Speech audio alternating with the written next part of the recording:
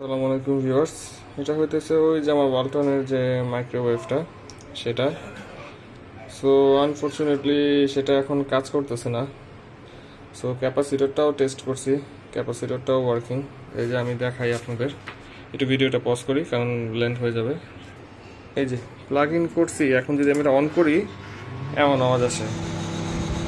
এই যে দেখছেন মিটারের আওয়াজটা এমন আসে।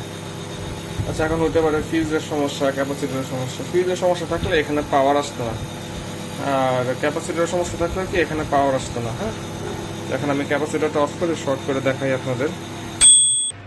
দেখেন ওভেনটা কিন্তু এখন অফ। আমি এই ক্যাপাসিটরটা আপনাদের শর্ট করে দেখাই, দেখছেন।